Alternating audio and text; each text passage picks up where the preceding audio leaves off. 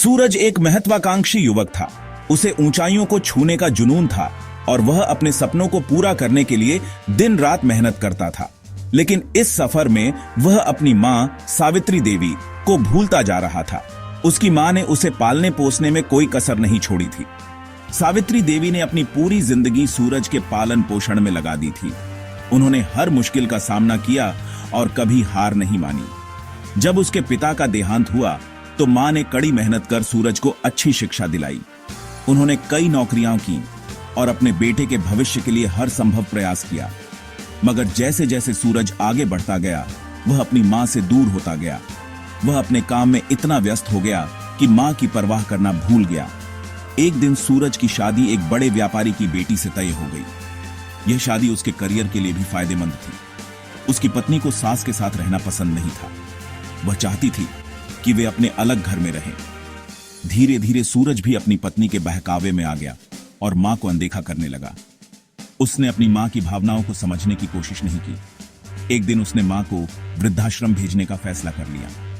यह फैसला उसके लिए आसान नहीं था, लेकिन उसने अपनी पत्नी की खुशी के लिए यह कदम उठाया। सावित्री देवी की आंखों में आंसू थे, लेकिन उन्होंने अपने बेटे की खुशी के लिए कुछ नहीं कहा।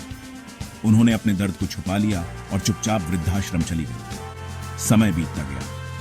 सूरज अपने काम और परिवार में व्यस्त हो गया। एक दिन सूरज को अचानक किडनी की बीमारी हो गई। यह खबर सुनकर पूरा परिवार चिंतित हो गया। डॉक्टर ने बताया कि उसे जल्द ही किडनी ट्रांसप्लांट की जरूरत होगी, वरना उसकी जान को खतरा हो सकता है। यह सुनकर सूरज और उसका परिवार बहुत परेशान हो गए। जब यह खबर सावित्री देवी को मिली तो उन्होंने बिना एक पल गंवाए अपनी एक किडनी देने का फैसला कर लिया। उन्होंने अपने बेटे की जान बचाने के लिए यह बलिदान देने का निर्णय लिया। सूरज को इस बारे में कुछ भी नहीं बताया गया। ऑपरेशन की तैयारी शुरू हो गई। ऑपरेशन सफल रहा। सूरज की जान बच गई। जब सूरज को होश आया तो उसने डॉक्टर से पूछा, किसने अपनी किडनी दी? वह जानना चाहता था कि किसने उसकी जान बचाई। डॉक्टर ने जवाब दिया, तुम्हारी मां ने। यह सुनकर सूरज हैरान रह गया। यह सुनते ही सूरज की आंखों में आंसू आ गए। उसे अपनी गलती का एहसास हुआ। उसे एहसास हुआ कि जिसे उसने धोखा दिया वही उसके लिए अपनी जान तक दांव पर लगाने को तैयार थी। उसने अपनी मां के बलिदान को समझा। सूरज तुरंत मां के पास गया और उनके पैरों में गिरकर रोने लगा। मां, मुझे माफ कर दो, मैं बहुत स्वार्थी था। उसने अपनी मां से माफी मांगी। आपने हमेशा मेरे लिए सब कुछ किया और मैं ही आपको भूल गया। उसने अपनी मां के प्रति अपनी कृतज्ञता व्यक्त की। सावित्री देवी ने उसके सिर पर हाथ फेरते हुए कहा, बेटा, मां की ममता बिना किसी शर्त के होती है। उन्होंने अपने बेटे को दिलासा दिया, मैं हमेशा तुम्हारे साथ हूं।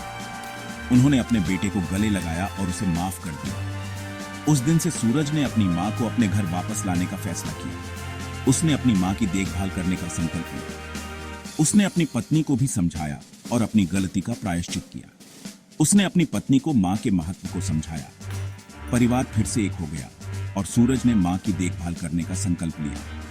उन्होंने एक साथ खुशहाल जीवन जीने का निर्णय लिया। सीख, मां बाप के प्यार और बलिदान की कोई कीमत नहीं होती। उनके बलिदान को समझना और उनका सम्मान करना हर संतान का कर्तव्य है।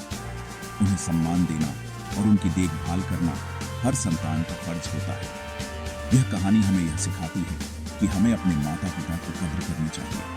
ऐसे वीडियोस के लिए चैनल को सब्सक्राइब करा और लाइक करा, बेल आइकॉन दबा दें।